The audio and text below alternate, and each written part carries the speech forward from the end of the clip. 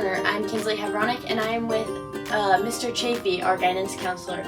Today, he's just going to give you some tips and advice. Okay, this is Kinsley and I have not visited beforehand, so I want to just kind of share with you some general things that I do here. As your school counselor, I am a ASCA trained counselor, and what ASCA means is American School Counseling Association trained counselor. So 3 things I do as that. The number one thing that I do is I help you with your academics. So as I'm the one who sets up your schedule, and I help you with whatever concerns you have about various classes, or if you want to ask me if you should take Spanish for 4 years rather than just 2, or any of those questions, those are the issues that I am trained in that category to help you with.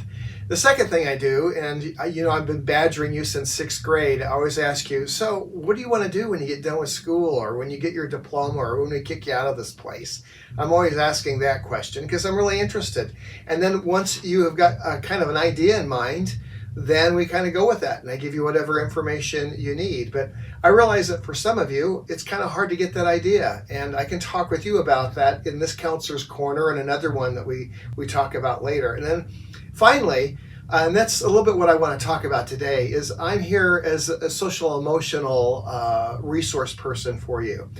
In other words, I help set up our career education classes, our 8 to Great second step, where you are trained in helping to listen to your own emotions, that you are trained to listen to the emotions and the concerns of others, and that you know how to handle both of those situations, but grow to get along well with others. Because if there's anything that we're hearing a lot from in our culture, is 2 things that will make you successful.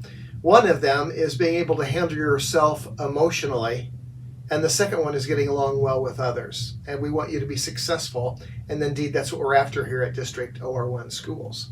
So that's my little spiel to start off with, and so I'm going to ask Kinsley if there's maybe something else that you had in mind for me to cover. What are some things that you do for mental health within students?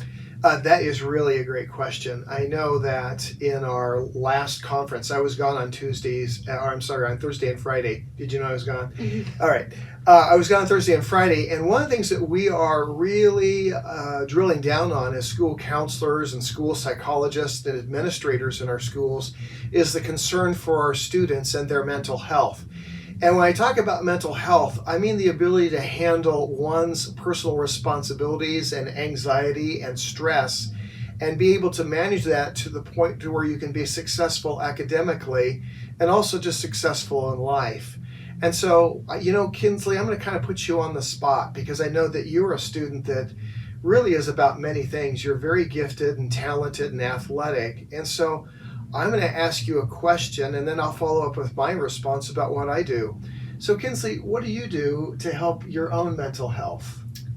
Well, I know that I spend time with family and friends who support me through all my activities, and I also try to stay caught up with my schoolwork. That way, I don't have to deal with all that stress. Okay. Of getting behind. So. Very good. That is awesome.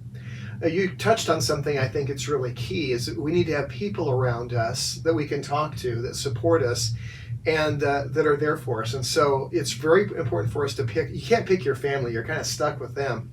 But your friends you can choose. And I like what Aaron Davis said a year or so ago when he talked to our school-wide assembly. You choose your friends. You show me your friends, I'll show you your future. That's so very, very important. But as I was talking with our school counselors last week, we had a breakout section where we talked about what we do as school counselors for our own mental health. And that's something I take very seriously for myself, because if I'm not well rested, if I'm not emotionally balanced, then there's no way that I can interact well with students and help them with their own issues and concerns. One of the things that I've been monitoring, because I wear a Fitbit, and it helps me monitor 2 categories that I watch. One, my sleep. I used to be a crack of dawn. In other words, I get up at the crack of dawn, and I found that I was trying to get by on 5 or 6 hours of sleep, and for most of my life I've been able to do that. But I found that when you don't watch your rest and you don't get as much sleep as you possibly can, you can pile on the pounds, which I've done. And so the second thing that I'm watching on my Fitbit is exercise. So I found that I've got to get plenty of sleep, and I'm shooting for 7 and 8 hours of sleep a night. And the other thing is I shoot for 10,000 steps a day. And the third thing I watch for my own mental health is what I'm eating. And I've really cut a lot of sugar out of my life. And I make sure that I don't eat regular sugar or artificial sugar.